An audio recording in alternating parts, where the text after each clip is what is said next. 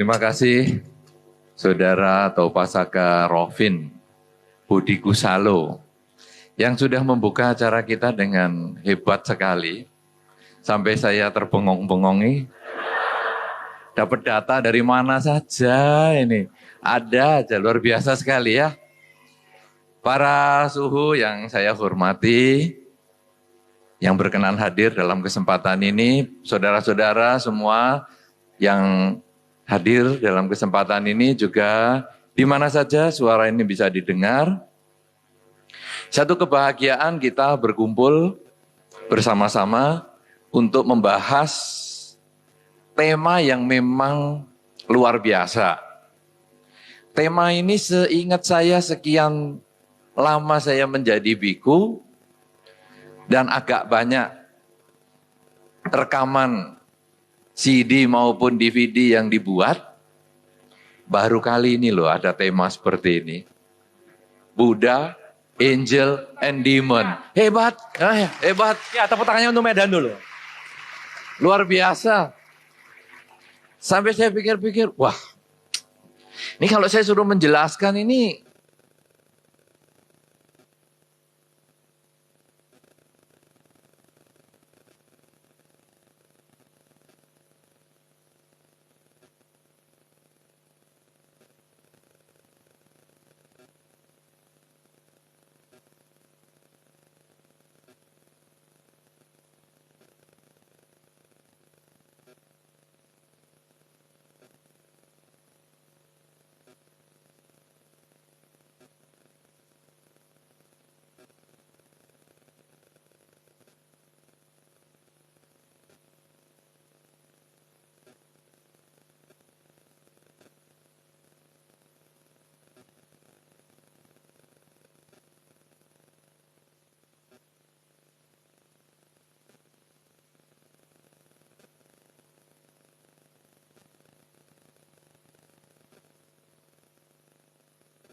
biasa.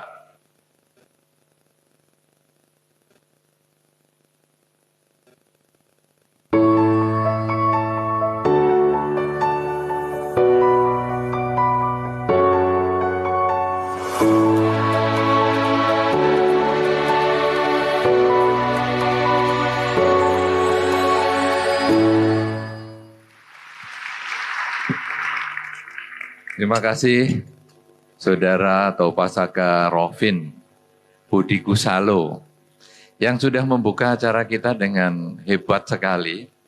Sampai saya terbengong-bengongi. Dapat data dari mana saja ini. Ada aja, luar biasa sekali ya. Para suhu yang saya hormati, yang berkenan hadir dalam kesempatan ini, saudara-saudara semua yang hadir dalam kesempatan ini juga di mana saja suara ini bisa didengar. Satu kebahagiaan kita berkumpul bersama-sama untuk membahas tema yang memang luar biasa. Tema ini seingat saya sekian lama saya menjadi biku dan agak banyak rekaman CD maupun DVD yang dibuat, baru kali ini loh ada tema seperti ini. Buddha, Angel, and Demon. Hebat, hebat. Ya, tepuk tangannya untuk Medan dulu. Luar biasa. Sampai saya pikir-pikir, wah, ini kalau saya suruh menjelaskan ini gimana ya? Biasanya saya akan menjelaskannya tentang kebahagiaan, tentang apa itu yang gampang dirasakan. Sekarang tema kita tentang Buddha. Waduh, ketemu saja rasanya saya belum pernah. Lalu angel. Angel orang menerjemahkan sebagai bidadari, tapi mungkin maksudnya di sini adalah para dewa dan dewi. Rasanya ya enggak pernah. Ya kecuali misalnya di antara Anda ada yang namanya Dewi Persik Bante mungkin. Saya kira enggak di sini tempatnya dia. Dewi siapa ya? Dewi Kusuma misalnya, Dewi Kusumawati misalnya. Ada yang namanya Dewi di sini? Sekian banyak ini tidak ada yang namanya Dewi. Ada enggak? Ada satu. Nah, jadi yang Dewi yang begitu saya yang bisa ketemu. Tapi Dewi yang dimaksudkan dalam tadi yang disampaikan oleh saudara Rofin, waduh. Dewa dan Dewi seperti ini agak susah. Kalau dewa biasanya di Bali banyak.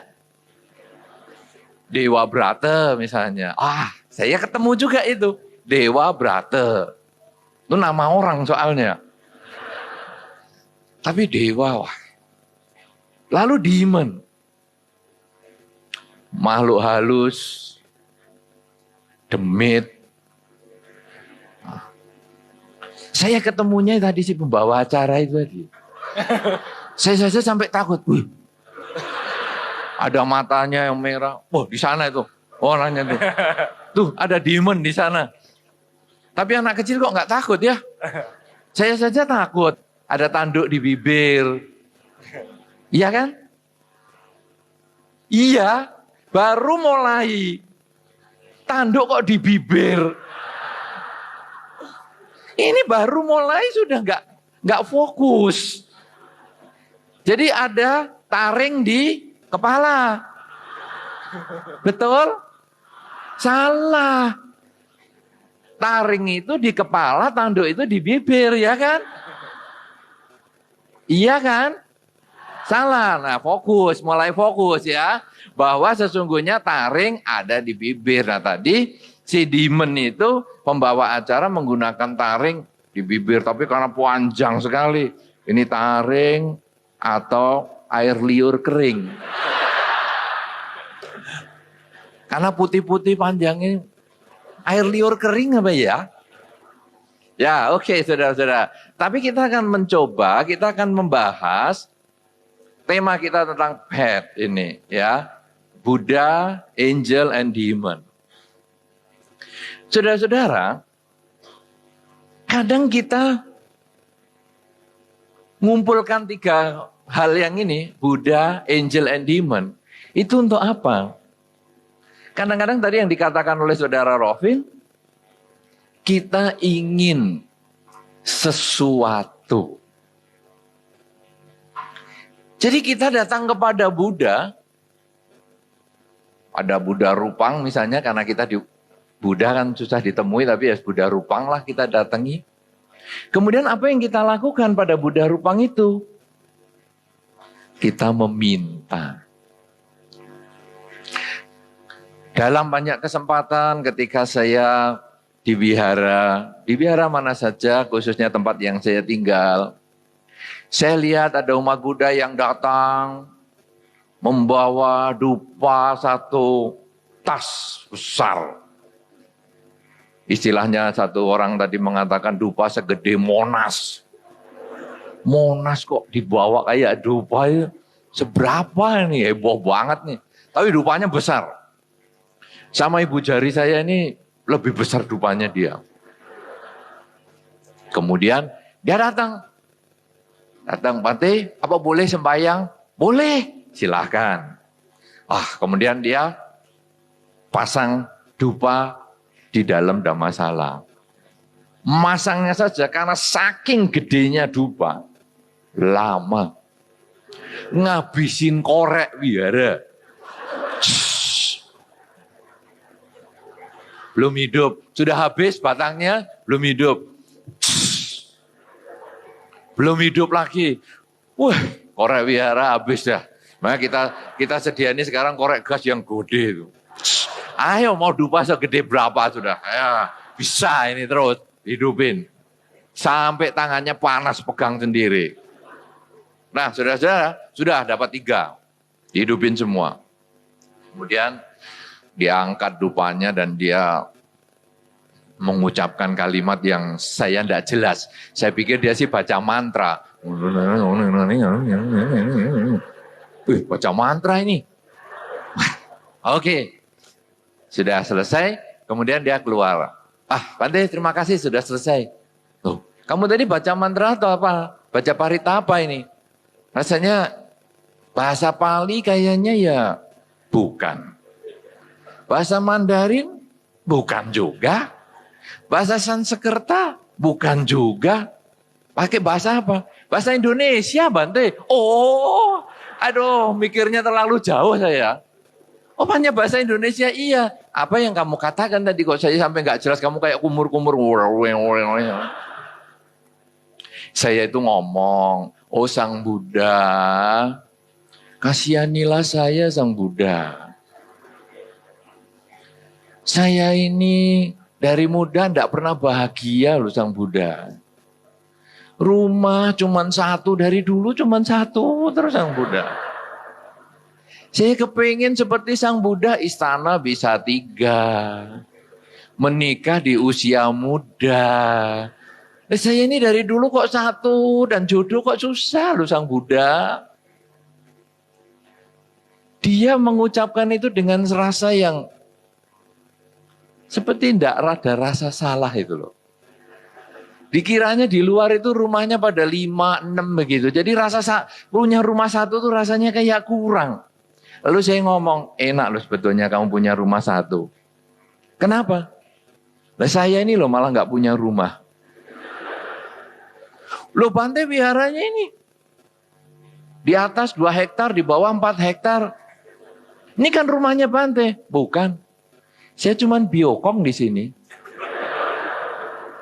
Biokong loh. Cuman penjaga wihara. Umat-umat itu mempercayai saya.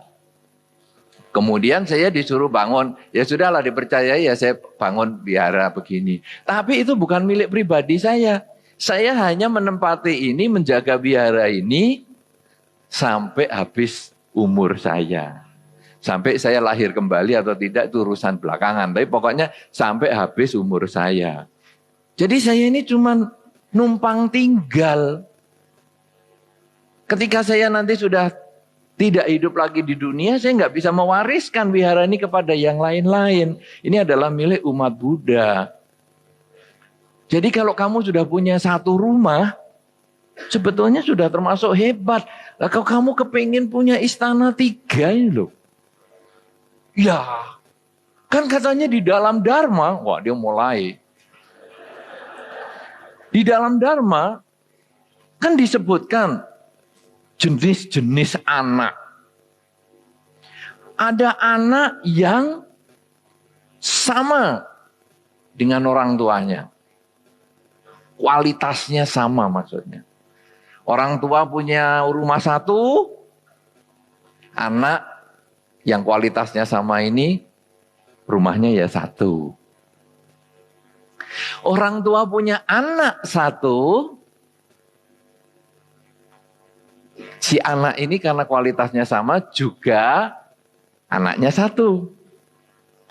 Orang tua punya mobil 1, si anak ini juga punya mobil 1. Dan seterusnya, dan seterusnya, dan seterusnya. Itu disebut anak yang sama dengan orang tuanya.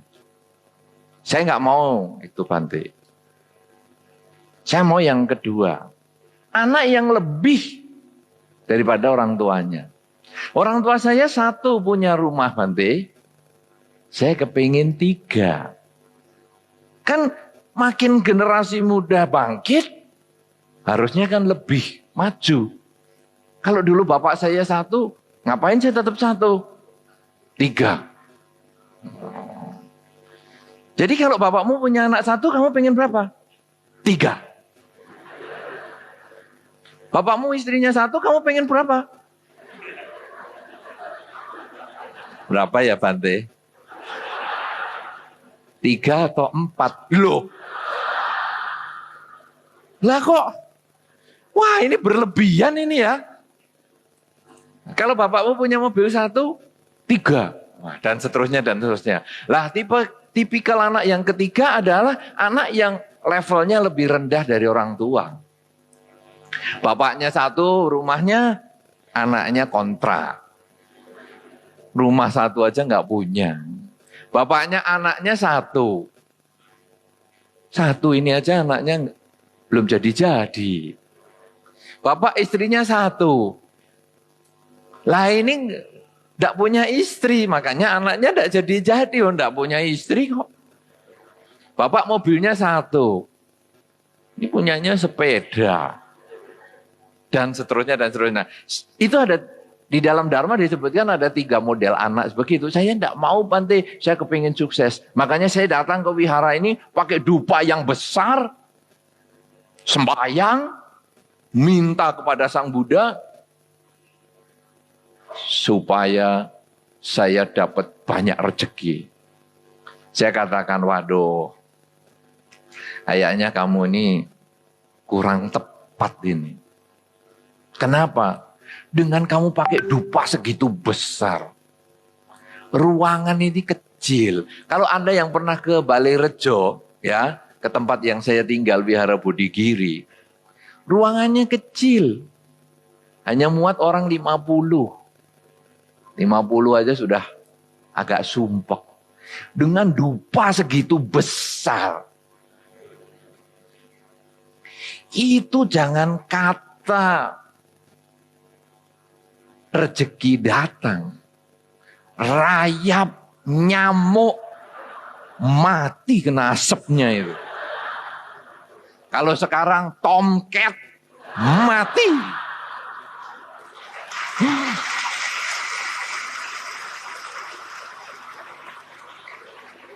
Kalau tomcatnya mati, Jerry Mouse berkuasa nanti di sini.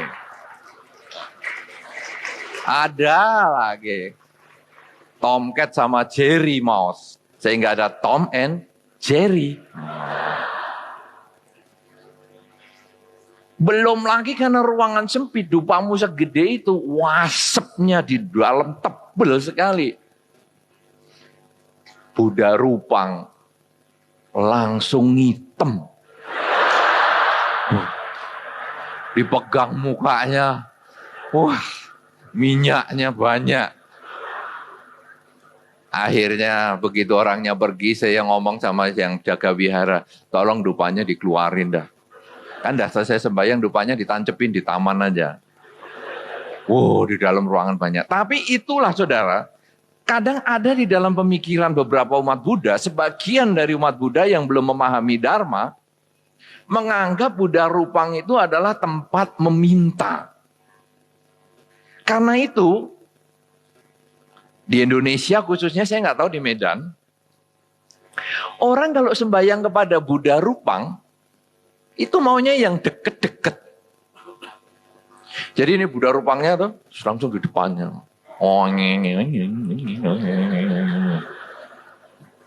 Gak mau jauh-jauh. Misalnya di depan banyak orang tuh. Banyak orang, nyeruduk aja dia. Nyelip. Pokoknya depan sendiri. Jauh-jauh. Nyeruduk aja di Medan dia. gitu juga nggak? Nyelip. Pokoknya depan sendiri. Jauh-jauh. Enggak ada ya. Nyeruduk aja Di Medan dia. gitu juga nggak? Nyelip. Kalau di beberapa negara Buddhis, nggak begitu loh. Jauh. Enggak ada ya. Nyeruduk aja Di Medan loh. gitu juga nggak? Nyelip. Kalau di beberapa negara Buddhis, nggak begitu loh. Jauh. Enggak ada ya. Di Medan gitu juga nggak? Nyelip. Kalau di beberapa negara Buddhis, nggak perlu harus dekat jauh. Enggak ada ya. Di Medan gitu juga nggak? Nyelip. Kalau di beberapa negara Buddhis, nggak perlu harus dekat jauh. Di Medan Ekonominya kalau di beberapa tidak dapat apa. Akhirnya ternyata Sang Buddha ini kok nggak bisa denger ya. Saya sudah ngomong deket-deket, masih nggak denger juga. Tapi itulah sebagian umat Buddha. Siapa yang kalau baca parita maunya deket sama Buddha Rupang, maunya depan sendiri. Siapa? Tunjuk jari. Satu orang. Berapa lagi? Cuman satu orang aja. Yang lain malu ngaku ini. Enggak Bante, sebenarnya di Medan terbalik Bante. Hah? Kalau baca parita, duduknya dipilih yang paling belakang. Ngapain? Tapi kalau minta-minta baru ke depan Bante. Ya, duduk paling belakang jadi kalau capek langsung keluar. Aduh.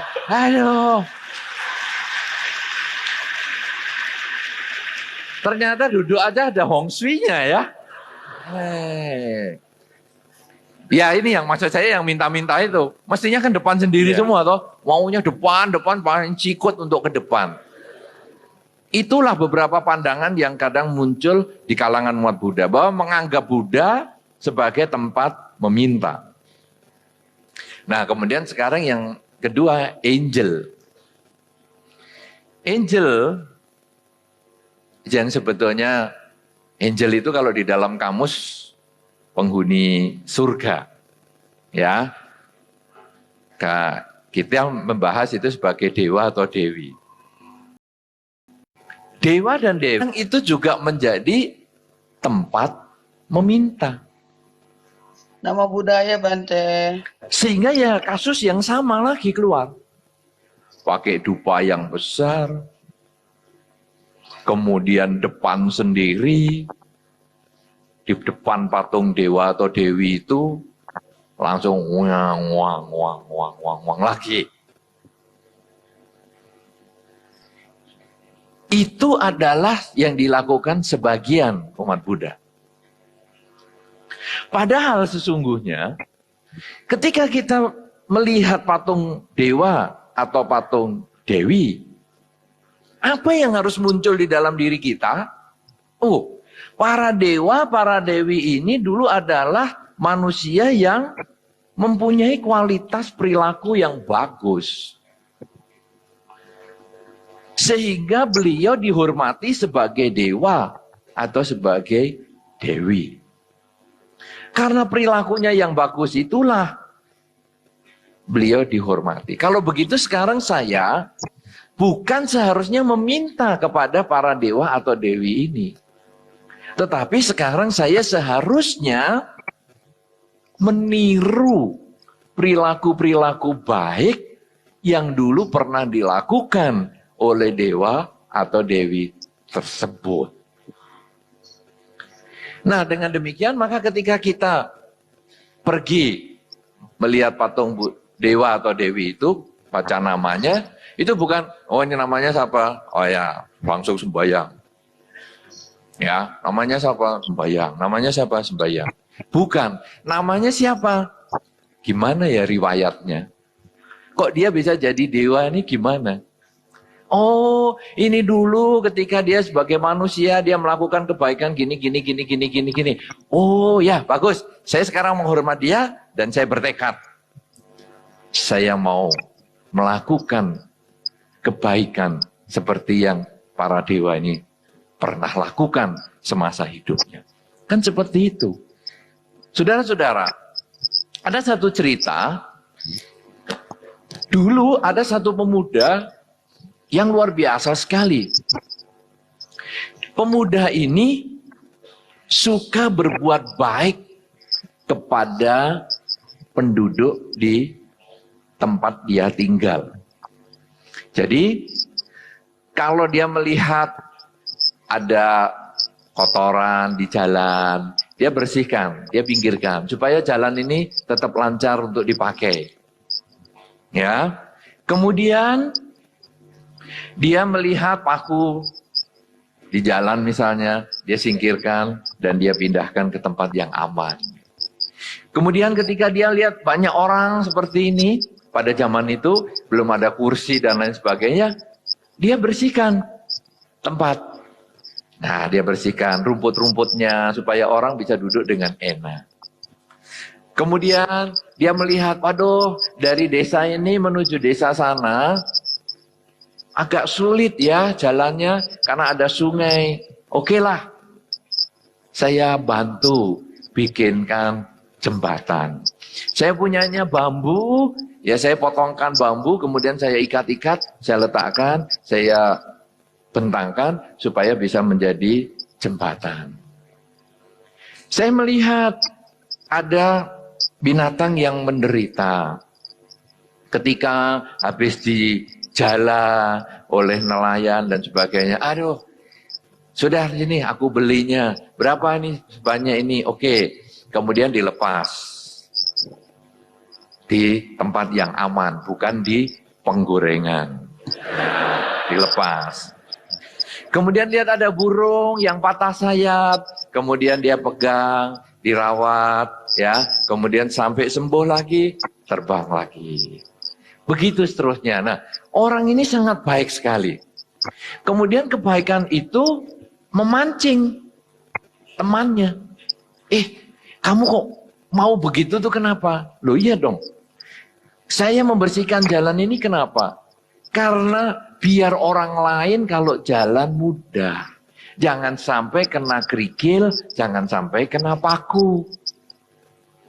Nah kamu kalau membersihkan tempat duduk ini kenapa? Supaya kalau orang duduk jangan basah. Karena kalau ada rumput, kemudian ada embun dan ada air dan sebagainya, kasihan orang yang duduk. Jadi aku bersihkan. Jembatan bagaimana? Supaya orang-orang lancar. Kalau mau pergi dari desa ini menuju ke desa yang sana. Nah burung, ikan, kura-kura, kamu lepaskan lagi kenapa? Karena mereka makhluk, kasihan. Kalau sekarang dibunuh, kasihan. Sudahlah, lebih baik dilepas saja. Nah, akhirnya temannya merasa terinspirasi. Wah, aku kepingin ikut kamu boleh nggak? Silahkan. Jadi kalau kamu mau membersihkan jalan, aku diajak ya. Oke. Nah akhirnya ayo kita jalan-jalan. Ada nih tisu nih siapa nih yang buang? Singkirkan. Ya, karena ada beberapa orang kan gitu. Mobilnya bagus-bagus, habis buang ingus, tisunya dibuang keluar ke jalan. Kalau nggak bisa bersihkan, jangan bikin kotoran. Lebih bagus di dalam mobil kan dikasih kotak sampah. Siapa yang suka buang tisu? Kotak minuman, bungkus permen, keluar dari mobil dan dibiarkan di jalanan. Tunjuk jari. Cuman 1, 2. Yang lain nggak mau ngaku, 3. Untung-untung masih ada yang ngaku, ini bagus. Saya menghargai yang mengaku dan saya, awas nih yang nggak mau nih. Saudara, kalau Anda yang mengaku bagus sekali, karena nanti Anda mulai perbaiki di mobil harus disediakan kotak sampah. Jangan menganggap jalan raya ini kotak sampah yang besar sekali. Karena kalau jalan raya ini kotak sampah yang besar sekali, berarti kita ini hidup dalam kotak sampah. Ya jangan, jadi tisu ya dimasukkan ke dalam kotak sampah kita, nanti kita buang di tempat lain. Nah, lanjut ke pemuda ini. Kemudian dia melihat, waduh kotoran, ayo kita ajak teman. Nah, bersihkan. Rumput-rumput, ayo sekarang bersihkan. Kita mau ada pertemuan, rumput-rumput bersihkan. Jadi makin cepat sekarang dia bekerja karena ada 2 orang. Lama-lama makin banyak. Jadi 3 orang. Gengnya makin besar. Karena berbuat baik itu bisa nular loh saudara. Sudah merasakan berbuat baik nular? Sudah? Kalau Anda sering mengucapkan kata-kata yang positif, kata-kata yang manis, lama-lama nanti keluarga Anda bisa ketularan ngomong yang baik-baik. Tapi kalau Anda sering maki-maki, omongan yang kotor-kotor, nanti keluarga Anda juga ketularan juga. Nah, ini pemuda sering berbuat baik. Lama-lama jadi 3 orang, lama-lama 4 orang, lama-lama 10 orang, lama-lama 20 orang, lama-lama 30 orang. Lama-lama berapa? Hah? Apa itu? Mode apa itu? Kasih kode ya? Catat kodenya itu. Jadi kompak 33 orang. Ada 33 pemuda ini yang tiap hari selalu mengisi, apalagi yang perbuatan baik, apalagi yang harus kita lakukan ya hari ini, aku harus berbuat baik lagi, aku harus berbuat baik lagi, aku harus berbuat baik lagi. Nah, sampai akhirnya 33 orang ini satu ketika meninggal. Tapi tidak bareng-bareng, tidak langsung mati bareng, enggak. 33 ini yang mati secara alamiah. Tapi endingnya 33 ini kumpul di alam setelah kehidupan sebagai manusia. Mereka lalu kumpul-kumpul ketemu lagi. Ya orang baik kan ketemu orang baik lagi. Ya, tapi kalau orang jahat juga ketemu orang jahat lagi. Nah jadi ketemu, gimana ini kita? Kayaknya kalau kita di surga yang sebelah sana, kurang bisa digunakan, kurang sesuai untuk kebaikan yang sering kita lakukan bersama sepanjang hidup kita ini. Surga yang di sana terlalu hebat. Kayaknya juga nggak sesuai. Yang ini belum level surga ini, yang itu terlalu. Gimana kalau kita bangun surga sendiri? Nah, akhirnya geng 33 ini, oke, kita bikin surga sendiri aja. Muncullah pada saat itu surga 33 dewa. Nah, saudara-saudara, kemudian kalau nanti kita melihat ada 33 dewa, jangan terus sembahyang, oh 33 dewa, tolong, depan rumah saya itu jalannya nggak diaspal. Ini memang developer perumahan ini parah dah. Masa bikin perumahan jalannya rusak, nggak diperbaiki. 33 dewa, tolong kirim anak buahmu untuk mengaspal depan ini. Kalau bisa yang gratis ya. Wah. Jelas keliru. Bukan itu. Tapi kita kemudian merenungkan, kok bisa ya mereka buka surga 33 dewa? Buka lahan baru? Wah, karena kebaikannya. Kalau begitu, dalam kehidupan ini, saya harus banyak berbuat baik. Sehingga satu ketika, bisa ada loh surga Medan. Karena banyak orang Medan berbuat baik. Karena akhirnya ketemu, wah, ini. Nanti di surga itu bahasanya sudah bahasa Anda semua dah. Yang saya nggak ngerti itu. Langsung ngobrol, wes, enak sekali. Kenapa saudara? Karena modalnya berbuat baik. Nah, itu adalah angel. Bukan hanya kita sembahyang kepada para dewa dan dewi saja, tetapi kita berusaha mengikuti gaya hidupnya dia. Sudah ada Buddha, sudah ada angel. Yang ketiga sekarang, demon. Alias dalam bahasa Inggrisnya, demit. Demit. Dalam bahasa Mandarin, setan. Xingzhen. Xingzhen kan setan loh. Saya-nya apa? Namanya Bante? Saya-nya apa? Oh, saya Seong Bante. Seong. Dia bukan demit. Siapa yang setan di sini? Xingzhen. Jendela. Itu jendela itu Xingzhen juga loh. Jendela. Kalau setan, tanaman. Tanaman. Saudara-saudara, dengan setan, demit, kadang-kadang beberapa orang, ada umat Buddha juga, yang sembahyang juga loh. Umat Buddha ini kan gak unik juga. Ke Buddha ya sembahyang minta. Kepada dewa-dewi ya minta. Setan juga diminta. Saudara-saudara, nah ini dia. Demon ini bagaimana sekarang? Demit ini, setan ini. Kadang-kadang umat Buddha pergi ke pohon-pohon besar.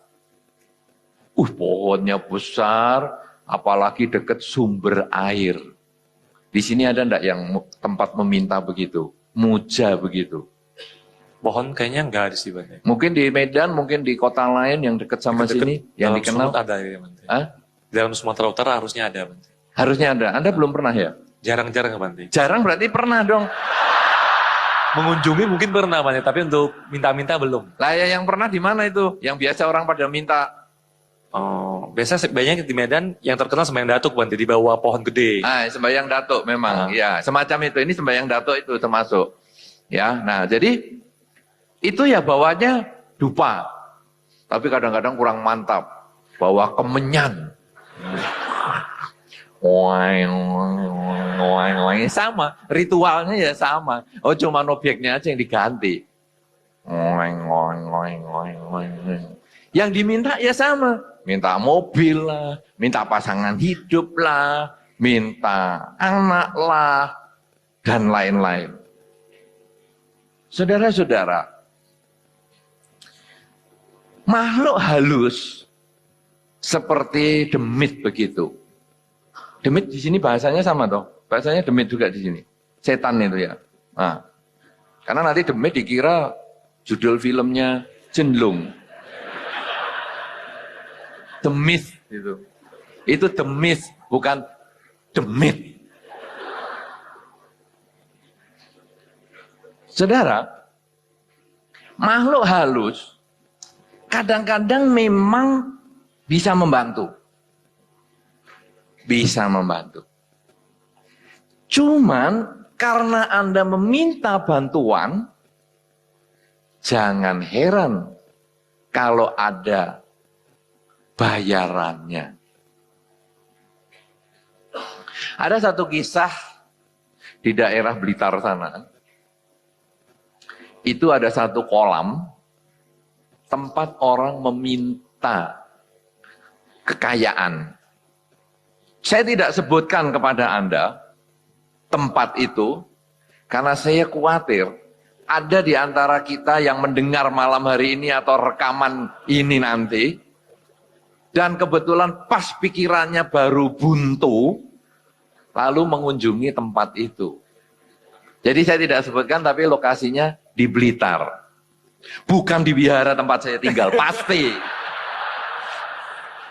Ya, pasti itu. Nah, itu ada satu kolam, airnya jernih sekali. Kemudian orang yang datang ke situ pada umumnya adalah meminta kekayaan, jarang meminta yang lain. Nah, dia pergi ke istilahnya juru kunci. Di sini apa namanya? Sama penjaga datuk itu. Kuncen atau juru kunci? Juru kunci harusnya. Juru kunci ya. Nah, jadi juru kuncinya. Dia ngomong begini, Pak, saya mau ke sini mau minta kekayaan. Oke. Ini kolamnya, kamu boleh minta, ini sumber airnya. Nah, tapi kamu lihat dulu ya, ke dalam sana. Jadi sumber air itu tidak sedalam sumur. Dia hanya mungkin 50-70 cm aja dalamnya. Jadi kelihatan pantulannya itu. Nah, kemudian dia lihat, fokus, suruh lihat air itu. Ya, suruh lihat bebek, suruh lihat bebek, suruh lihat bebek. Sudah kelihatan? Sudah kelihatan? Kelihatan apa, Pak? Ini baru kelihatan airnya itu, Pak. Lihat bebek lagi ya. Lihat. Wah, ya. Kemudian dilihat lama-lama, dilihat di terawang. Dilihat di terawang. Akhirnya dia ngomong, wih, kelihatan. Kelihatan apa, Pak? Kan si juru kunci tanya, kelihatan apa? Ada ikan.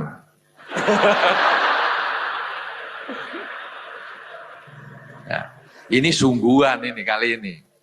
Ada ikan, Mbak. Karena tadi kosong. Tidak ada ikannya. Tahu-tahu kelihatan ikan. Tapi kok ngeri, Pak, ikannya. Kenapa? Ikan itu tidak berdaging.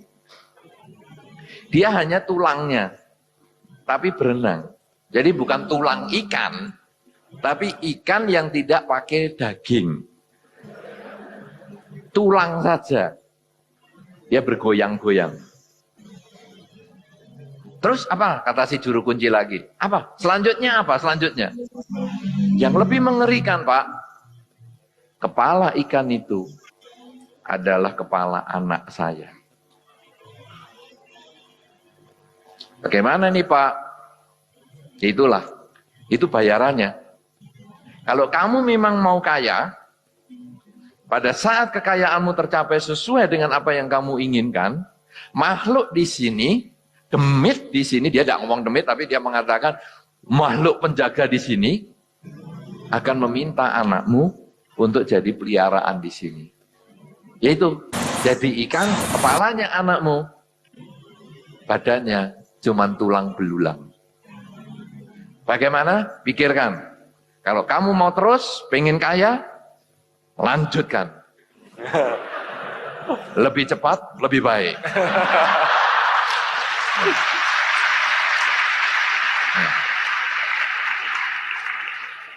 Tapi kalau kamu berpikir, kamu kasihan sama anakmu,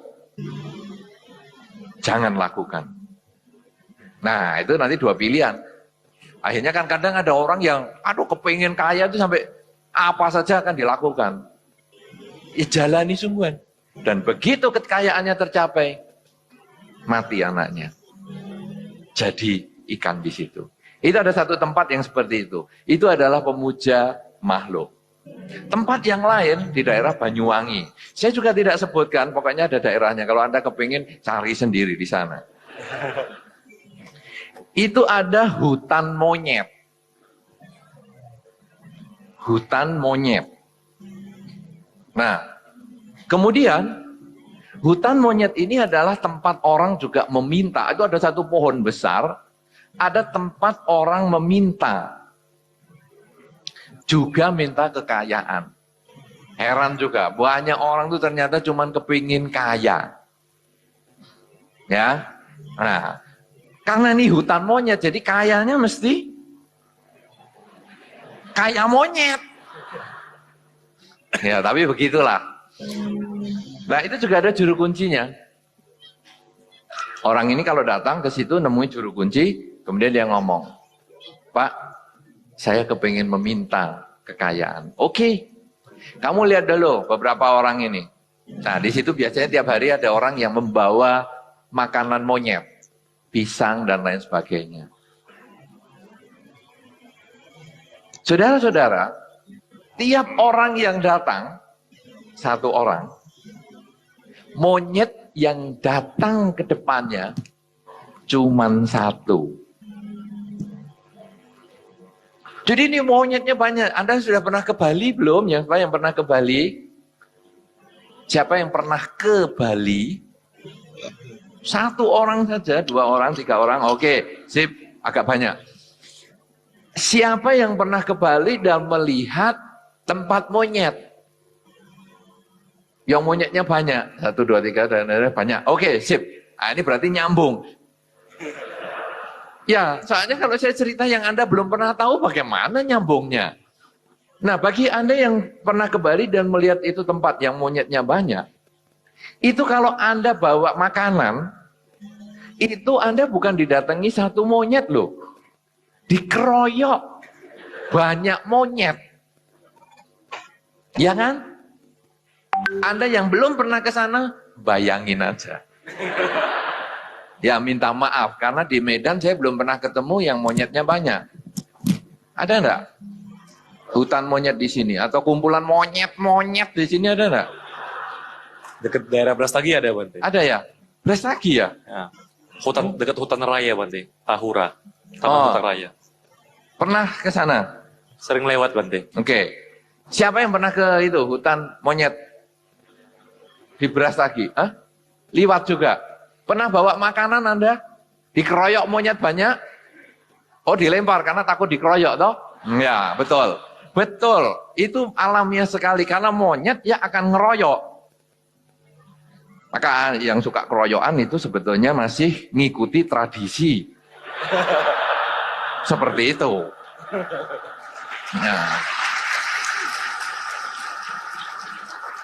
Nah, tapi beda saudara sama yang di Banyuwangi yang saya tadi ceritakan pohon besar penuh monyet itu. Ini pohonnya besar sekali, tua sekali, monyetnya banyak sekali. Ribuan di situ. Nah, orang yang datang bawa pisang, itu di depannya cuma satu monyet. Yang lain santai. Ya, ada seorang bawa pisang lagi atau bawa makanan kacang misalnya, satu monyet. Ini yang satu monyet. Sisanya santai di sana. Di atas.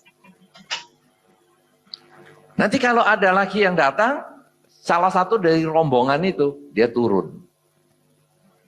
Nah, juru kunci ini mengatakan, kamu lihat orang-orang yang ngasih makan itu. Kenapa cuma satu monyet yang datang? Dan kamu lihat monyetnya. Perhatikan monyetnya. Dia keluar air mata. Monyet yang ada di depan orang yang ngasih makan, itu keluar air mata. Apa itu maksudnya? Itu adalah anaknya ibu yang ngasih makan itu. Jadi ketika ibu itu dulu minta kekayaan ke sini, dia sudah ada perjanjian dengan makhluk halus ini, penjaga pohon ini. Kalau kekayaannya tercapai, anaknya diambil dan menjadi monyet di sini. Sehingga nanti kalau ibu itu datang dan membawa pisang, monyet yang datang ke depannya, itulah anaknya. Dan dia akan menangis monyet itu, karena dia menderita kesepian. Pisah dari orang tuanya, pisah dari keluarganya, dan dia kumpul dengan monyet-monyet yang lain. Nah yang lain kenapa nggak ngumpul? Karena dia tahu itu bukan orang tuanya. Dia akan datang ketika dia melihat itu orang tuanya. Kamu pikirkan baik-baik. Kalau kamu siap anakmu jadi monyet, di sini lanjutkan. Tapi kalau kamu nggak siap, pulang belum terlambat.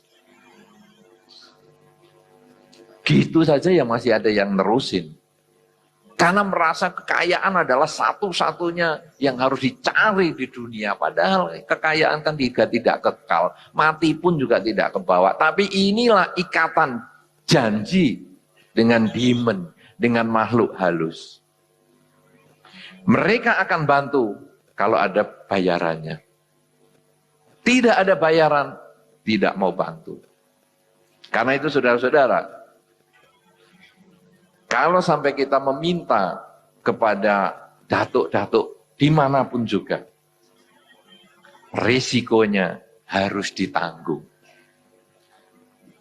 Ada satu, ini jadi cerita demonnya terlalu banyak. Ya, tapi masih ada cerita yang lain lah. Jadi ada satu lagi, ya pengen kaya lagi. Itu di daerah Jogja, tempat saya tinggal. Itu minta kepada satu datuk, satu tempat kayak batu besar begitu, untuk kaya. Nah, datuk ini tidak meminta anaknya, tapi dia minta pokoknya tiap tahun kamu persembahkan kurban manusia untuk saya, siapapun juga, saya nggak pusing. Tapi begitu kamu nggak bisa menyelesaikan tugasmu ini, keluargamu, mulai yang jauh, saya ambil satu persatu. Habis keluargamu, anak-anakmu. Habis anakmu, pasangan hidupmu. Habis pasangan hidupmu, kamu paling terakhir. Itu juga ada. Nah, kemudian orang ini adalah satu pengusaha jasa transportasi. Dia kadang mengkondisikan sopir-sopir transportasinya itu yang jadi korban. Jadi tiap tahun sekali ada kecelakaan sopirnya mati, kecelakaan sopirnya mati, kecelakaan sopirnya mati, sampai akhirnya takut jadi sopir di situ. Akhirnya dia buka selepan beras. Buka selepan ya. Betul toh, selepan yang tempat penggilingan beras, ya, penggilingan beras. Jadi penggilingan beras itu setiap tahun ada korban orang kecelakaan masuk ke mesin. Ada saja mati di tempat penggilingan beras itu. Lama-lama orang takut jadi pegawainya dia. Tutup penggilingan berasnya. Wah, tapi ini sukses banget ini. Akhirnya saudara-saudara, dia usaha apa saja, endingnya seperti itu. Sampai lama-lama dia tidak usaha tapi sudah kaya raya, mulai satpam rumahnya meninggal. Pembantu rumahnya meninggal. Lama-lama sepupunya meninggal. kemudian ponaannya meninggal, ipernya meninggal, lama habis anaknya meninggal 1, 2, 3, pasangan hidupnya, dan akhirnya dia yang meninggal. Inilah saudara, konsekuensinya, bayarannya kalau kita meminta. Karena itu, bagian demand ini, saya sangat-sangat menyarankan untuk tidak dilakukan. Karena resikonya sangat besar. Karena mereka adalah makhluk yang sesungguhnya menderita. Sehingga begitu Anda meminta, Anda dia punya kesempatan untuk mencari orang menjadi temannya dia. Nah, bagaimana sekarang dewa-dewi? Saya sembahyang di dewa sana bisa terkabul, betul. Tapi sebaiknya Anda jangan meminta. Dewa bisa mematangkan karma baik Anda, mengkondisikan karma baik Anda berbuah seperti yang Anda inginkan. Tapi jangan meminta, oh dewa saya minta ini. Kalau timbunan karma baik Anda belum mencukupi, dewa pun sulit membantu. Tapi ketika karma baik Anda sudah mencukupi, dewa mematangkan karma baik. Karena itu sembahyang di beberapa dewa memang kadang bisa tercapai. Cuman saya menyarankan rumusannya bukan meminta. Lebih baik Anda mengatakan semoga semua makhluk bahagia, semoga semua makhluk bahagia, semoga semua makhluk bahagia. Itu jauh-jauh lebih bermanfaat daripada Anda meminta kepada dewa. Karena kalau dewa diminta sudah tiap hari. Tapi Anda mengatakan semoga semua makhluk bahagia, dewanya pasti kaget. Loh, selama saya menjadi dewa di sini, semua yang datang meminta. Baru kali ini mendoakan saya. Semoga semua makhluk bahagia. Semua makhluk kan aku termasuk nih. Wah, hebat ini orang ini. Lalu dia lihat bukunya. Buku orang ini. Wah, ini ada karma baik nih. Mau mateng sebulan lagi. Langsung dipercepat. Wah, berbuah. Karena kita tidak meminta, kita mendapat. Tapi kalau kita meminta, wah, kita jadi harus bayar. Ini kalau kita mau dengan para dewa seperti itu ya. Jadi makanya Anda ketemu dewa apa saja, termasuk dewa judi.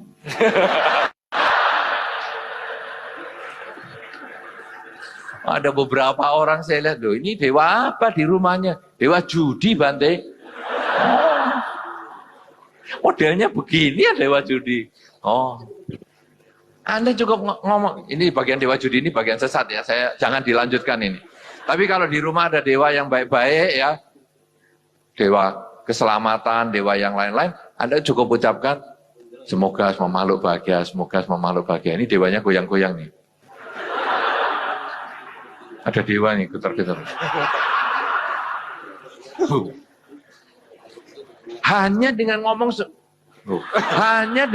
semoga semua makhluk bahagia, bumi langsung bergetar. Luar biasa. Dan begitu Anda tepuk tangan langsung berhenti. Coba. Ini hebat ini. Ini kekuatan kata semoga semua makhluk bahagia ini. Makanya Anda nanti di depan dewa-dewa cukup gitu. Semoga semua makhluk bahagia, semoga semua makhluk bahagia, semoga semua makhluk bahagia. Enak sekali. Karena dengan kata-kata ini kita pasrah, mau dikasih ya bagus, gak dikasih kayaknya sih kebangetan ya. Oh saya sudah doa begini masa gak dikasih-kasih. Kayaknya sih kebangetan ini. Semoga semua makhluk bahagia, semoga semua makhluk bahagia. Dapat juga nanti lama-lama. Itu rumusan doa. Kalau kita di depan para dewa. Jadi itu sudah nanti para dewa itu sudah tahu tugasnya. Ya. Bagaimana sekarang kalau dewanya ini diam luong? Wah. Kalau semoga, biasanya saya kalau dengan Gyamloong saya mintanya umur panjang. Jangan. Umur panjang kalau sakit-sakitan repot. Cukup ngomong semoga semua makhluk bahagia, semoga semua makhluk bahagia, semoga semua makhluk bahagia. Kalau nanti Gyamloong atau dewa yang berfungsi sebagai Gyamloong itu kasih karma baik kepada Anda untuk berbuah, umur Anda panjang, sehat dan lain-lain. Tapi kalau Anda Gyamloong, saya minta umur panjang, dikasih umur panjang sungguhan tapi sakit-sakitan. Kemudian Anda ngomong, aduh Gyamloong kok saya sakit-sakitan, dijawab, lah kamu kan dulu mintanya cuma umur panjang. Sudah saya kasih, bukunya sudah saya tulis, umur ditambah 100 tahun. Tapi kan kamu nggak minta sehat. Ya udah, ya sudah kalau gitu minta sehat, terlambat. Mintanya tuh waktu itu, kamu harus sembahyang sama dewa kesehatan dong. Dewa kesehatan itu siapa? Wato. Wato ya, dewa obat itu. Wato itu dulu adalah tokoh luar biasa, dulu ada orangnya jenggotan. Itu kalau Anda ke Tiongkok yang toko jual obat, biasanya keluar itu di situ. Ada di depan sendiri waktu Anda masuk, itu ada. Wato, ya ingat saya begitulah. Namanya sendiri saya nggak tahu mengucapkannya gimana. Tapi itulah maksud saya.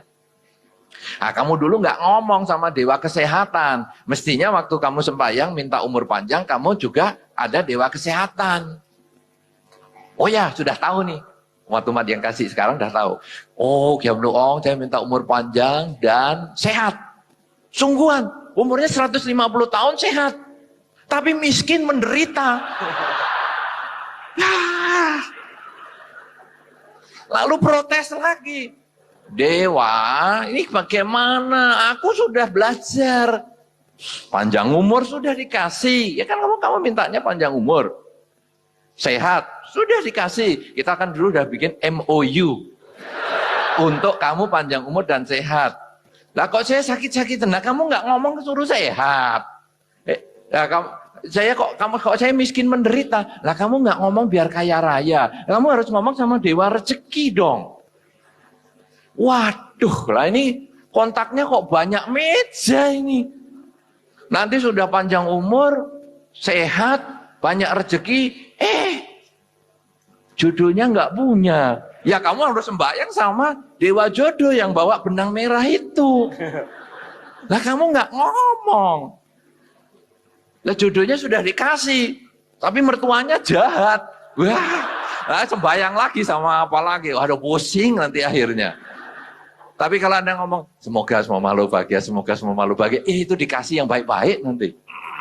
Karena itu tidak rugi, Anda tidak usah merumuskan, Anda tidak usah sok pinter. Wah aku minta ini, minta itu, malah salah karena kekurangan.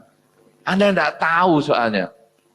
Tidak tahu apa yang kita butuhkan. Jadi kalau dewanya biar aja, semoga semua makhluk bahagia, semoga semua makhluk bahagia. Itu nanti kita dikasih apa saja. Ya, karena dewanya merasa menganggap Anda ini lain daripada yang lain. Semua yang datang ke sini minta. Semua yang datang ke sini minta. Sampai akhirnya kalau di Puak-Pue, dewanya baru pergi. Dewa pergi. Akhirnya kita sembahyang dulu keliling. Beli minyak dulu. Dewa udah datang belum? Sudah, nak buahnya aja. Kenapa? Paling kamu minta sih. Nah, tapi begitu, semoga semua makhluk bahagia, semoga semua makhluk bahagia. Dewanya sudah ngomong dari jauh, kayaknya dia datang mau minta lagi. Itu kamu aja ya yang ngurus. Dewa pintu suruh ngurus saja, dewa pintu. Dewanya mau pergi. Tapi dengar loh, nggak salah nih. Semoga semua makhluk bahagia, semoga semua makhluk. Minggir. Wah ini orang baik nih, orang baik. Oke, saya kasih semua dah apa yang kamu inginkan. Wah, Oki datang.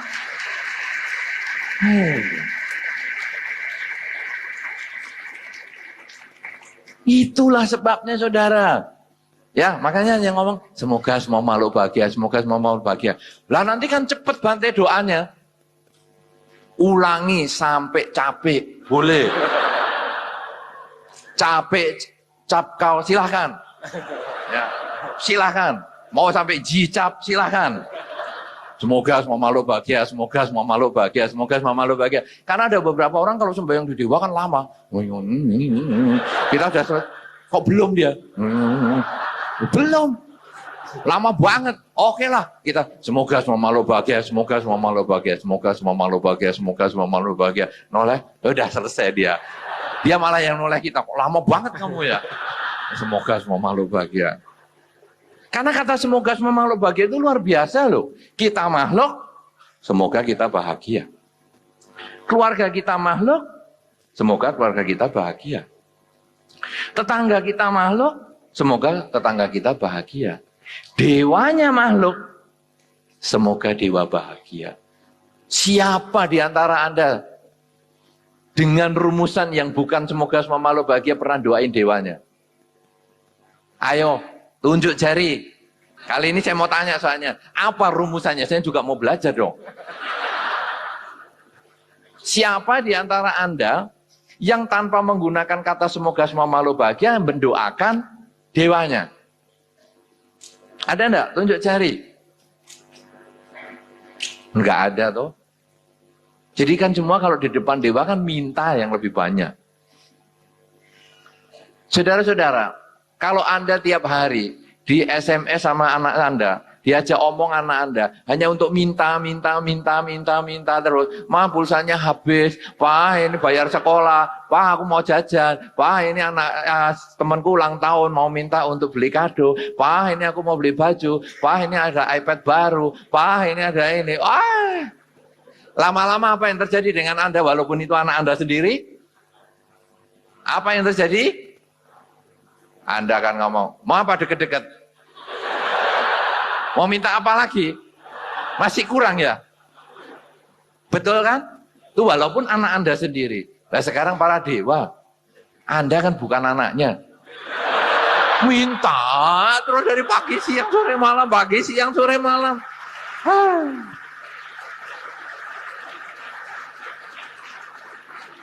Caranya begini jadi dewa juga bisa stres.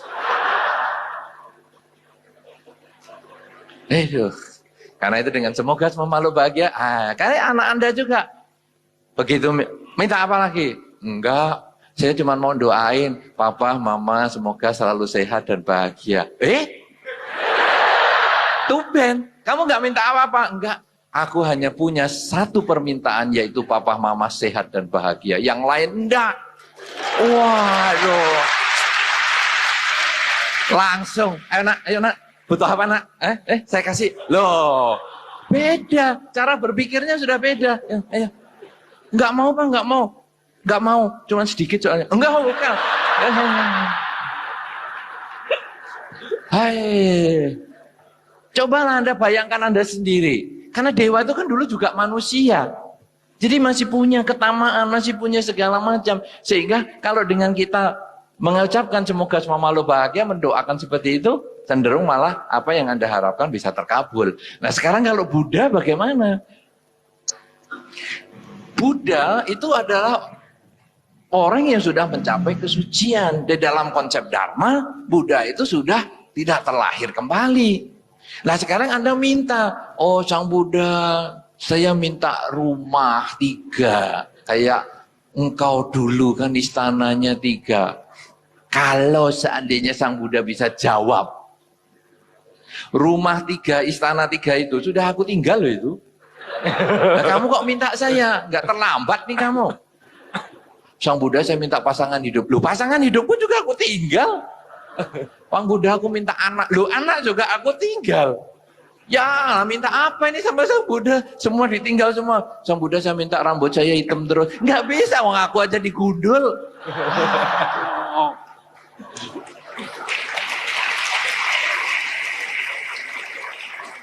Wah, merumuskan permintaan kepada Sang Buddha juga jadi susah ini.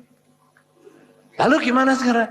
Sudahlah, semoga semua makhluk bahagia, semoga semua makhluk bahagia, semoga semua makhluk bahagia. Hanya itu. Kemudian tadi kita tanya, apa sih riwayat Sang Buddha itu? Oh, Sang Buddha itu orang yang berani berjuang, mempertaruhkan segalanya untuk mencapai cita-cita. Ketika Pangeran Siddhartha melihat tua, sakit, dan mati, beliau kemudian merasa, aduh, semua orang akan mengalami tua, sakit, dan mati. Saya punya istana 3, gak ada artinya. Tua sakit mati tetap ada. Saya punya harta kekayaan, saya punya pangkat sebagai pangeran, saya punya keluarga yang luar biasa bahagia, toh juga semuanya harus aku tinggalkan karena akan tua, sakit, dan mati. Demikian pula semua orang juga ngalami itu. Aduh, kasihan. Beliau merasa kasihan dengan semua makhluk yang mengalami seperti itu. Kemudian beliau tinggalkan hartanya, tinggalkan keluarganya, tinggalkan semuanya. Dan beliau kemudian masuk ke hutan bermeditasi. Meditasi sehari 2 hari nggak bisa, sebulan 2 bulan nggak bisa, setahun 2 tahun nggak bisa. Sampai hasilnya kemudian 6 tahun lamanya.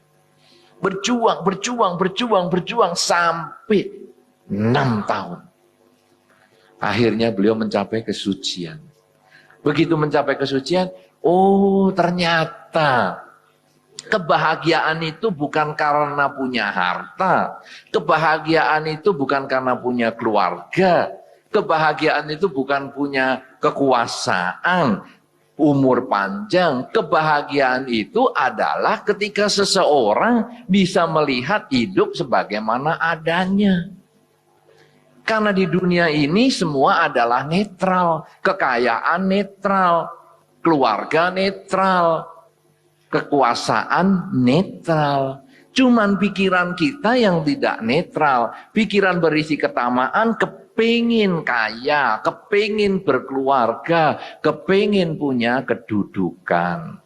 Karena nggak tercapai, stres. Atau ada yang anti keluarga, anti kaya, kayaknya ini hampir tidak ada ya, anti kaya, ya. Kemudian anti kedudukan itu juga ada, tidak kepingin dikasih posisi atau apa, itu juga ada. Dengan penolakan seperti itu juga timbul penderitaan.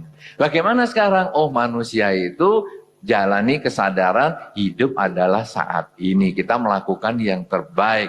Nah, dengan demikian maka kebanggaan di masa lampau, kesuksesan di masa lampau itu hanya kenangan, tidak kenyataan. Kebanggaan kesuksesan di masa depan masih khayalan, kenyataan adalah saat ini. Nah, begitu beliau memahami ini, beliau mengajarkan kepada semua orang. Nah, apa yang mau kita sampaikan? Ketika kita melihat Buddha Rupang, yang timbul adalah semangat di dalam diri kita. Sang Buddha saja yang dari istana kemudian pergi ke hutan. Anda pernah tinggal di hutan? Tadi ada di Brastagi itu hutan monyet itu.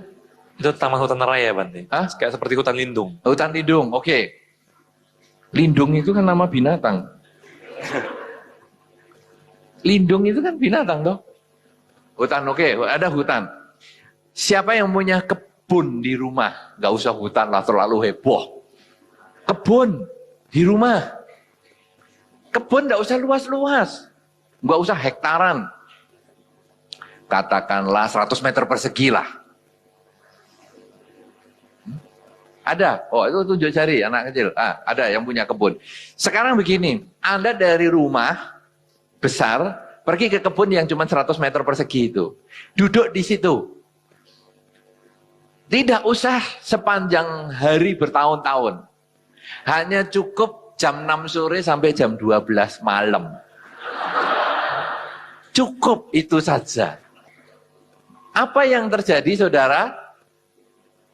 Apa yang terjadi? Bayangin, kalau Anda punya kebun, Anda duduk di kebun, di bawahnya pohon. Iya. Dinyamuin. Ya toh, tahan Anda. Jam 6 sore sampai jam 12 malam, meditasi. Iya.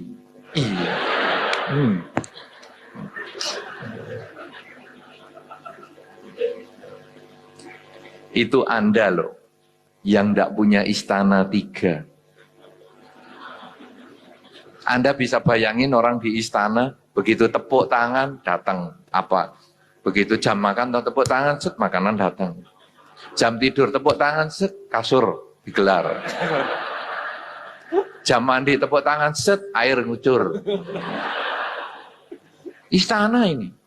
Lah kita ini loh tidak tinggal di istana, cuma disuruh di kebun yang 100 meter persegi. Nyamuknya banyak.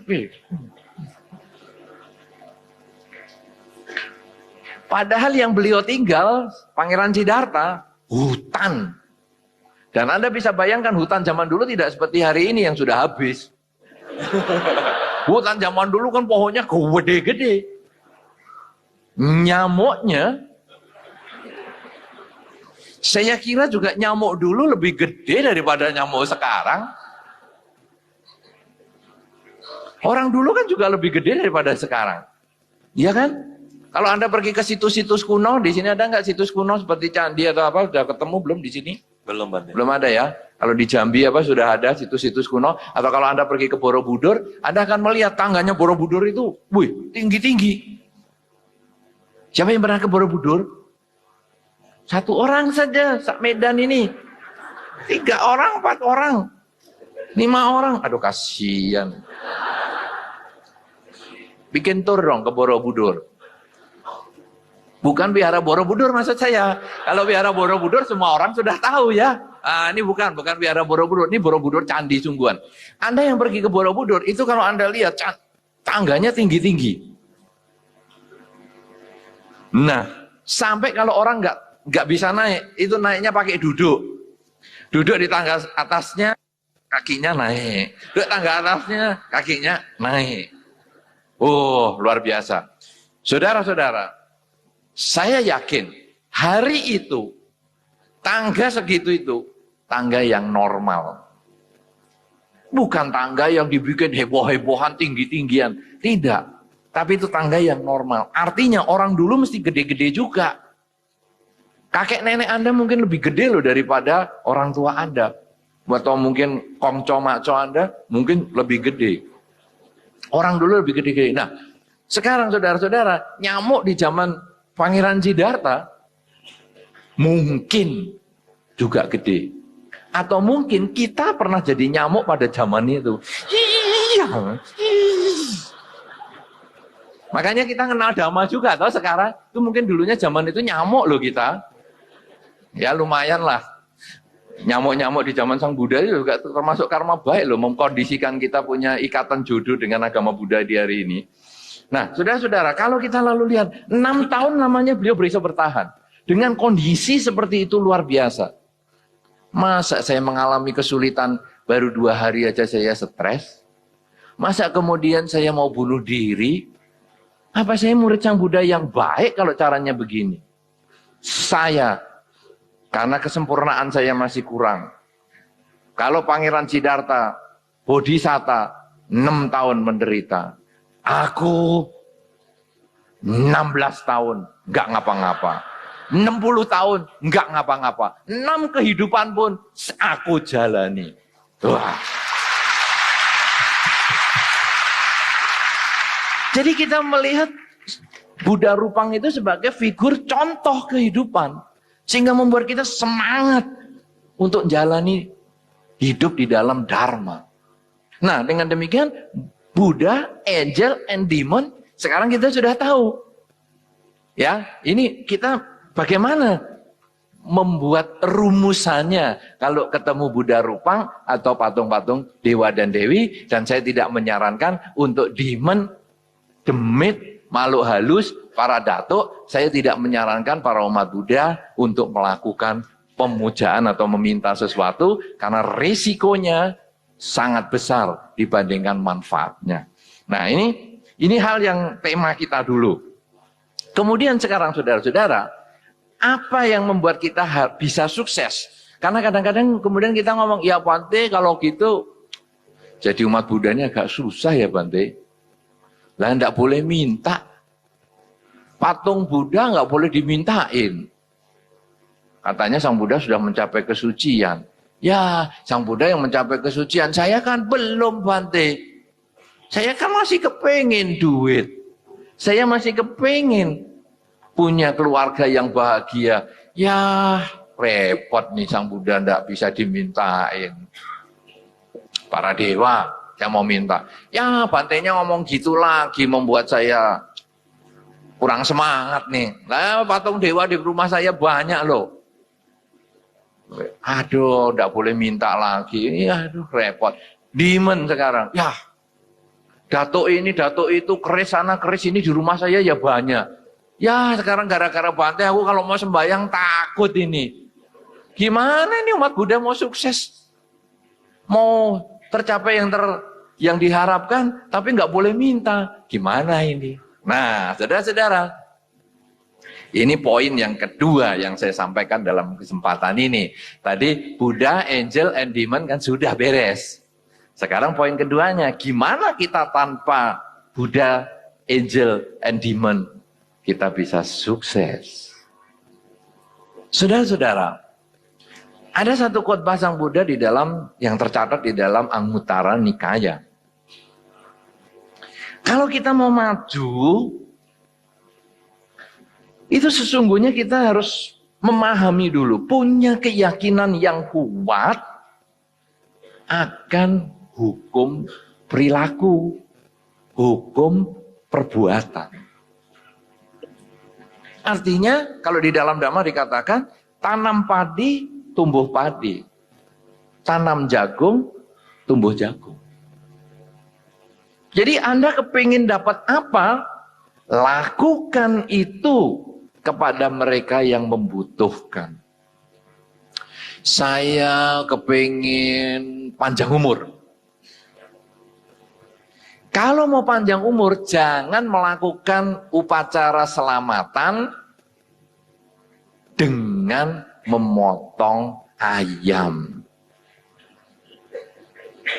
Nah ini, semoga dengan ayam ini terpotong, umur saya jadi panjang.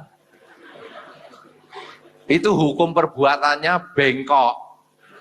Karena tanam umur pendek, dapatnya ya umur pendek. Wong ayamnya yang untuk selamatan saja sudah nggak selamat. Bagaimana kita bisa umurnya panjang? Ya, nah, bagaimana kita umurnya panjang? Ya memanjangkan umur makhluk lain. Nah, tadi sudah saya singgung sedikit. Apa itu? Melepas makhluk, function. Ya, itu termasuk. Jadi begitu lihat ada binatang, ada makhluk yang kita memang mau kita lihat dia menderita, kemudian kita lepaskan. Kayak tadi malam kita ngobrol-ngobrol di restoran itu toh, ada kepiting, ada lobster, ada udang, galah, ada apa. Gimana yang mau di-function? Function di mana nih? Wah, apa di laut, apa di sungai, apa di kasur. Tidur sama kepiting, kesadarannya tinggi loh. Begitu kesenggol, sadari, amati. Kepiting nyapit hidung kita sadari, amati ya. Sampai hidungnya putus ya sadari, amati. Saudara-saudara, nah tapi minimal kalau kita punya niatan untuk berbuat baik, kita bisa lakukan ya. Kadang kita pergi ke pasar ikan, kemudian kita lihat lele, kita lihat belut, kita lihat apa, kemudian kita lepaskan, kita beli, kita tawar dulu, kita beli ya. Karena dengan menawar itu membuat kita punya kesempatan melepas makhluk lebih banyak dengan budget yang sama. Jangan burung atau lele 50.000 satu ekor Anda bayar juga. Berapa Pak ini? Pokoknya aku nggak nawar karena ini mau untuk pelepasan. Oh gitu ya? Ya Bu, ini lele satu ekor 100.000. Ya bungkus 3. Ya Anda harus tawar 100.000. Apa ini lelenya berlapis emas ya? Kayaknya lelenya giginya ada gigi emasnya ini 100.000 ini. Ya, tapi ternyata bukan. Oh, ya bagaimana ya harga normal lah 15.000 atau apa. Oh, berarti kalau 100.000 dapat sekian banyak. Kan lumayan, budgetnya tetap sama, tapi kita bisa melepas lebih banyak. Nah, ketika kita tanam padi, tumbuh padi, tanam umur panjang kepada makhluk lain, kita bisa dapat umur panjang juga. Bagaimana supaya saya banyak rezeki? Ya berilah rezeki kepada mereka yang membutuhkan. Ketika Anda di toko baru buka, kemudian ada pengemis datang, Anda langsung ngomel, pagi-pagi ngemis. Ya Anda kasih dong. Ya. Biasanya saya itu ngasih kalau pembeli pertama, Bante. Pembeli pertama uangnya sudah saya terima. Terus saya kemudian tepukkan di dagangan saya. Laris. Saya.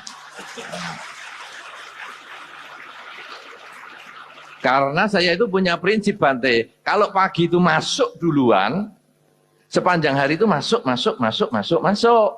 Tapi kalau belum ada yang ditepokkan duitnya, kemudian harus keluar, terus sepanjang hari keluar terus, Bante. Itu pandangan tidak betul, ya. Karena kita hukumnya adalah tanam baru panen, bukan panen baru tanam. Ya, makanya begitu pengemis datang, ya sudah kasih. Nah, kenapa? Ini kasih rezeki. Tanam rezeki. Supaya kita mendapat rezeki. Saya kepingin sehat, Bante. Oke. Ada pegawaimu yang sakit, beri obat dia. Wah, pegawai saya sehat-sehat semua, Bante. Oke, tetanggamu ada yang sakit, tetangga saya sehat-sehat semua, Bante. Kenapa? Saya tinggal di tengah hutan, loh, Bante. Sehat semua. Ya sudah, kamu pergilah ke panti asuhan. Kamu bawa obat. Lah kan saya nggak tahu kebutuhan di sana obatnya sakit apa. Kalau kamu punya kesempatan, kamu survei.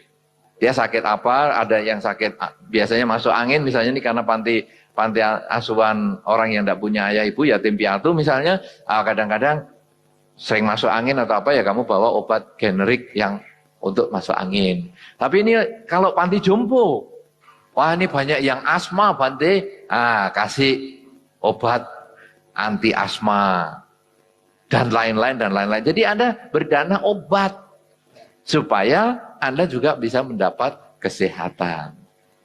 Lah saya ini kepengin jodoh, Bante. Gimana ini sekarang? Ya anjing Anda dengan anjing tetangga kan boleh dijodohin.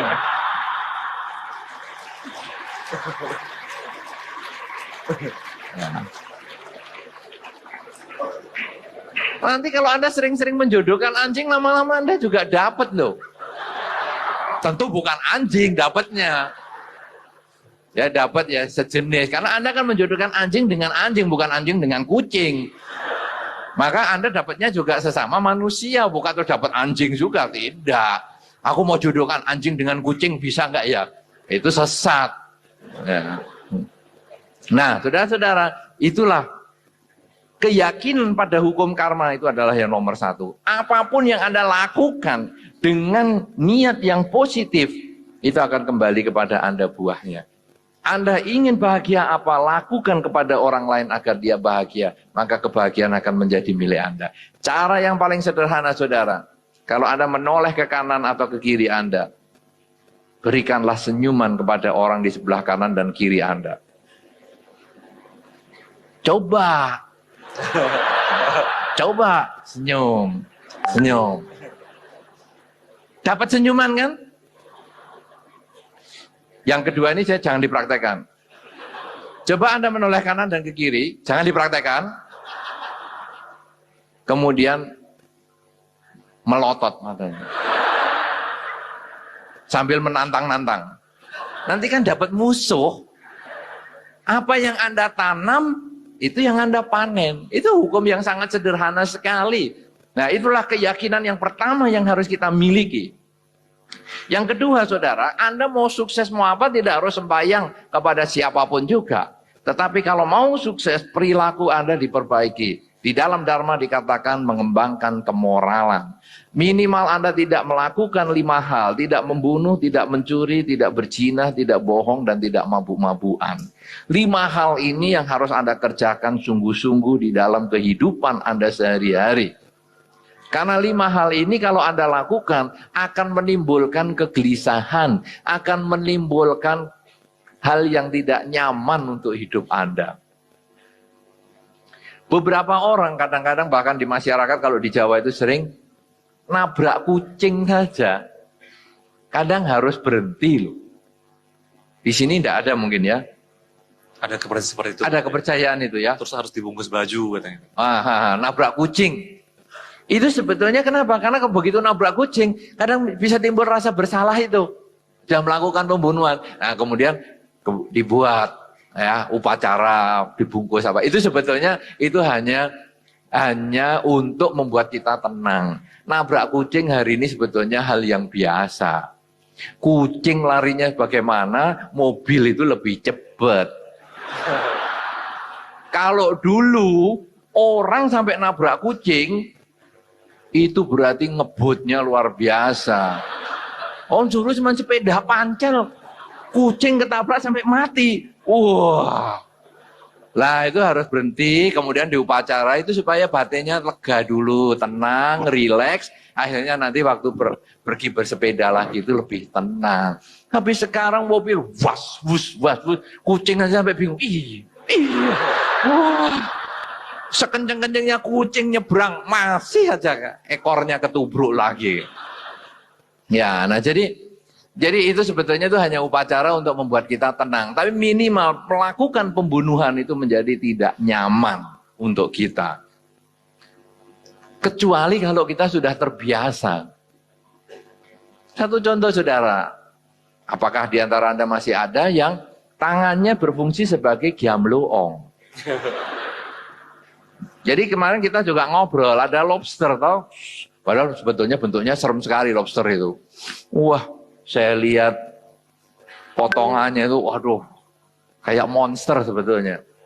Tapi itu bisa loh beberapa orang menjadi giamluong bagi lobsternya. Yang itu.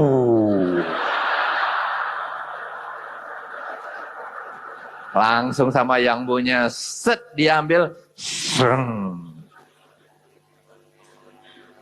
Saudara-saudara, kalau itu Anda lakukan pertama kali, sebetulnya ada rasa nggak nyaman. Atau Anda yang sudah kenal Dharma, sudah jalani Dharma, aduh aku kok melakukan pembunuhan ya, kok rasanya nggak enak ya di diri kita. Ada rasa nyesel. Tapi kalau sudah 2-3 kali, tunjuk jarinya itu cepet. Yang itu, yang malah yang atas ini. Wah. Ikan ini, ikan itu, waduh luar biasa. Ini giamluong.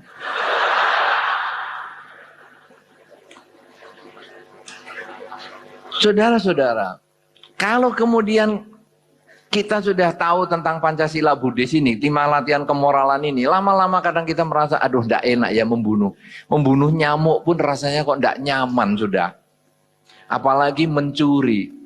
Mencuri kalau pertama kali itu pakai noleh-noleh.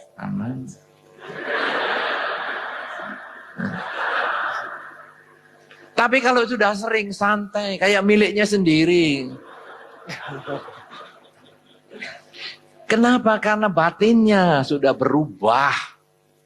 Batinnya ini sudah menjadi lebih buruk daripada sebelumnya. Padahal awalnya dia batinnya bersih dan dia tidak mau melakukan kejahatan. Perzinahan juga sama.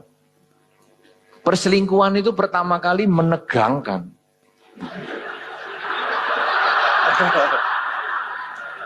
Tapi kalau sudah biasa, tetap menegangkan. Oh, maksud saya, ya tetap mengerikan. Tetap mengerikan. Karena bisa-bisa pasangan hidup tahu atau macam apa, ya artinya kan baru BBM aja. Begitu ada yang tahu, itu sudah tanda-tanda perselingkuhan. Jadi pasangan hidup Anda, ini saya kasih triknya. Kalau waktu BBM dan SMS, santai di samping Anda, dia aman. Tapi waktu BBM, Anda datang, hati-hati. Ada kemungkinan dia sudah berpindah ke lain hati loh itu. Hati-hati sungguhan. Ya, kenapa saudara? Karena sudah tahu perselingkuhan itu tidak menimbulkan kedamaian. Pelanggaran sila tidak menimbulkan perdamaian. Apalagi kebohongan. Wah, bohong itu enak, Bante. Wah, mulut saya itu rasanya kalau bohong sudah otomatis. Sudah terbiasa. Tidak. Pada saat orang bohong, ditanya kedua kali pertanyaan yang sama, dia pasti dek. Dulu saya ngomong berapa ya ini harganya? Aduh, nanti aku ngomongnya beda sama yang dulu ya. Ini rumahmu ini dulu beli berapa? Mau ngomong 1M kayaknya kok kecil, nanti dihina. 5M.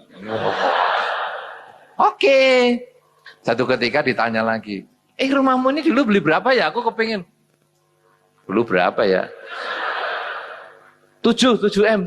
Loh, dulu kan kamu 5. Ya, 5 itu masih kosong.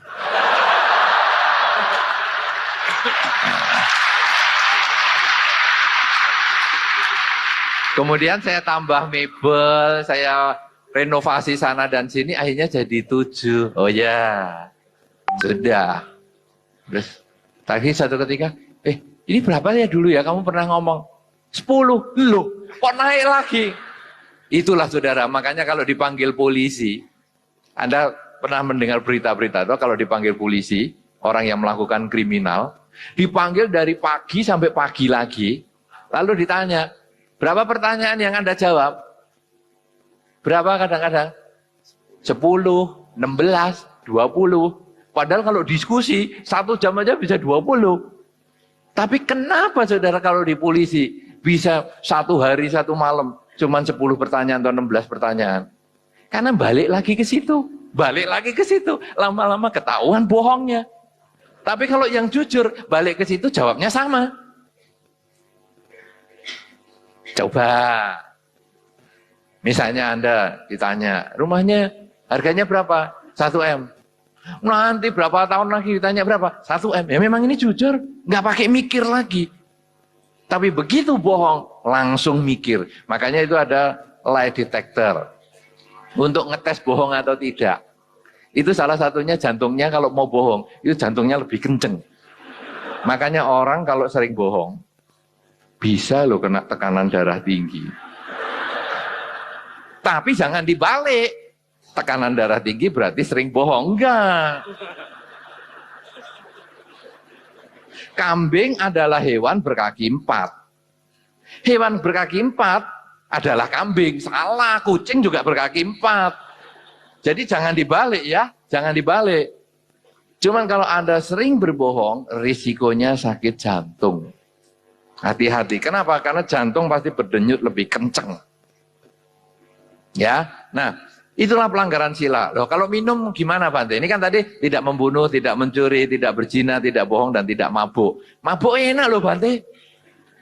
Bante sih belum ngalami. Wah, mabuk. Oh buktinya bisa keluar jurus dewa mabuk itu. Berarti enak ini mabuk. Coba mabuk. Naik mobil di dekat Tugu Tani, Jakarta. Nanti kan ada korban 13 orang. Itu risiko saudara. Makanya Dharma ini tidak salah. Walaupun di zaman hari ini pun tidak salah. Loh, Bante saya tinggal di negara yang biasa minum minuman keras. Saudara-saudara, hari ini negara-negara yang biasa minuman keras itu sekarang sudah mulai mengurangi. Bahkan ada orang-orang di negara yang pakai minuman keras pun dia berpantang untuk minum alkohol. Apalagi kita yang di sini, di tempat yang dingin minum alkohol kadang enak, anget. Tapi kita sudah tempatnya panas, minum alkohol di ruang AC, ya sama dengan tempatnya panas, gerah, pakai AC, tidurnya selimutan. Lu ngapain pakai beli selimut sama bayar listrik? Kan nggak usah, pakai AC saja sudah nggak usah selimutan, kan enak. Nah inilah sama saudara, makanya yang pertama yakin pada hukum perbuatan. Bahwa tanam kebaikan, buahnya kebaikan. Yang kedua, jangan melanggar minimal 5 latihan kemoralan. Tidak membunuh, tidak mencuri, tidak berzina, tidak bohong, dan tidak mabuk-mabukan. Nah, sekarang yang ketiga apa, saudara? Banyak belajar. banyak mendengar. Karena dharma itu tidak ada habisnya. Sang Buddha mengajarkan dhamma 45 tahun. Setiap hari 6 kali ceramah. Tidak ada habisnya. Jangan kemudian kita mengatakan, aku sudah ngerti agama Buddha. Untuk apa saya harus ke wihara? Paling diajari berbuat baik. Ya iya. Di mana ada? Di wihara diajari nyopet dompet. Pasti sesat yang ngajarin. Di wihara memang diajari berbuat baik. Jadi akhirnya orang-orang mengatakan, aku sudah tahu berbuat baik itu begini. Salah. Manfaat mendengarkan dhamma itu kalau kita belum tahu, kita dapat informasi baru. Tapi kalau kita sudah tahu dan ragu, kita dapat keyakinan, benar nih yang saya jalankan. Kita sudah tahu dan kita yakin, kita tambah yakin lagi bahwa apa yang kita lakukan itu sudah benar. Jadi kita harus membuka informasi sebanyak-banyaknya untuk masuk ke dalam diri kita. Karena semakin banyak kita mengerti dhamma, semakin banyak kita bisa terdorong untuk praktek dhamma. Nah, inilah mampu mendengar yang baik. Yang keempat, seperti yang dikatakan dalam Dhamma di dalam Anguttara Nikaya ini, selain punya keyakinan, punya kemoralan, belajar yang banyak dari buku-buku, sering ke wihara, mendengar kaset, CD, kaset sudah tidak ada hari ini, CD, iPod, iPhone, dan lain-lain, terserah, yang lain-lain, ini apa, terserahlah, suka-suka. Nah, kemudian yang keempat, mengembangkan kerelaan. Kerelaan ini adalah syarat utama untuk kita membuka pintu rezeki.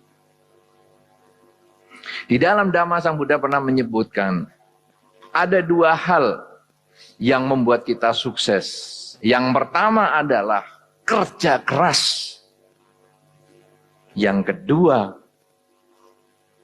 berbuat baik. Ada 2 hal. Dan ini tidak bisa dipisahkan. Ini 2 hal ini seperti kaki kanan dan kaki kiri yang harus selalu seimbang. Anda lihat di dalam masyarakat. Orang kerja keras tapi nggak sukses. Sering lihat? Kerjanya keras apa saja mau. Dari mulai urusan yang paling rendah sampai yang tinggi. Mau dia kerjakan. Dari yang paling ringan sampai yang berat. Dia mau kerjakan. Sudah pernah tahu orang yang seperti itu tapi nggak sukses? Kerja keras, tapi kurang kebajikannya. Sekarang yang kedua, orangnya baik sekali, sembayangnya tekun sekali, tapi ya tetap nggak sukses. Pernah lihat? Rumahnya saja sampai kalau dari jauh gampang diketahui. Pak, rumahnya si A yang mana? Itu, yang asapnya dari gentengnya tembus itu. Itu pokoknya kalau jam-jam segini sembayang, dupanya segede Monas itu. Nah itu rumahnya itu. Sampai kapan itu pemadam kebakaran datang. Dikira ada kebakaran, enggak, taunya dia pasang dupa segede itu. Itu rumahnya dia. Loh kok nggak sukses? Sembayangnya banyak. Karena dia kurang kerja keras. Nah di dalam Dhamma, kerja keras yang luar biasa. Itu baru terbuka pintu suksesnya. Kalau kita juga melakukan kebajikan. Kebajikan itu membuka kesempatan untuk sukses. Tapi kalau kita tidak ada usaha yang keras, kesempatan itu juga liwat. Karena itu, selain kita punya keyakinan, selain kita melaksanakan kemoralan, selain kita mau membuka informasi-informasi Dharma sebanyak-banyaknya kita pelajari untuk menjadi jalan hidup kita, maka yang keempat adalah kita harus melakukan banyak kerelaan. Kerelaan apa saja? Tadi kita sudah jelaskan, kadang melepas makhluk, memaafkan orang, menyayangi orang, mengasihi orang, mau mendengar kesulitan orang, itu adalah termasuk kerelaan. Dan yang kelima, saudara, punya kebijaksanaan. Kebijaksanaan artinya adalah bisa melihat suatu permasalahan dan bisa memberikan solusi keputusan dengan tidak mengorbankan banyak pihak. Dengan keputusan yang bisa membahagiakan semua pihak. Inilah yang merupakan kebijaksanaan. Ya, nah karena itu 5 hal inilah saudara, kalau kita jalani, maka walaupun kita Buddha, bukan meminta kepada Buddha, tapi kita merenungkan nilai-nilai positif dari Sang Buddha untuk kita jalani dalam kehidupan sehari-hari. Angel, para dewa, kita renungkan nilai-nilai positifnya untuk kita praktekkan dalam kehidupan sehari-hari, bukan meminta kepada para dewa maupun dewi. Kemudian demon atau makhluk-makhluk halus yang lain, kita tidak meminta kepada dia, tapi justru kita mendoakan semuanya ini bahagia. Maka keberhasilan yang kita bisa capai bukan dari doa, tetapi justru dari 5 hal. Yakin pada hukum perbuatan, lakukan banyak kebaikan untuk memperoleh kesuksesan, kemudian melaksanakan kemoralan, yaitu jalani minimal 5 latihan kemoralan. Kemudian yang ketiga, banyak mendengar, banyak belajar, khususnya tentang Dharma, supaya kita bisa praktekkan di dalam kehidupan sehari-hari. Kemudian yang keempat, mengembangkan kerelaan di dalam kehidupan kita, kerelaan bersifat materi maupun kerelaan yang bukan materi, yaitu misalnya memaafkan dan yang lain-lain, memperhatikan. Dan yang kelima adalah kebijaksanaan. 5 hal ini kalau kita lakukan seperti yang diajarkan di dalam Anguttara Nikaya, salah satu bagian dari Tipitaka, maka hidup menjadi sukses di dalam ajaran Sang Buddha, dan kita bisa membahagiakan para dewa tanpa harus melibatkan para demon atau para makhluk halus, demit, dan lain sebagainya. Inilah yang perlu saya sampaikan. Terima kasih atas perhatian Anda. Saya kembalikan pembawa acara.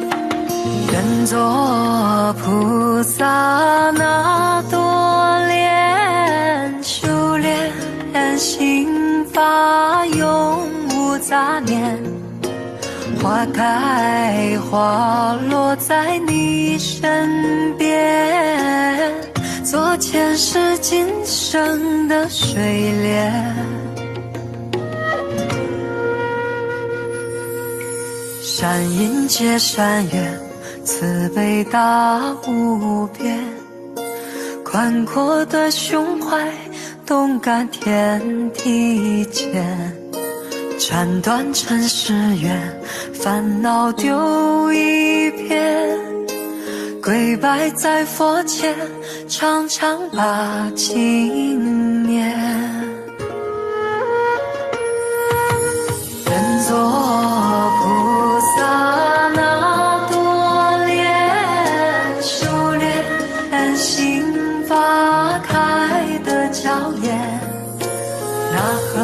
水声荡在心间，犹如歌声般的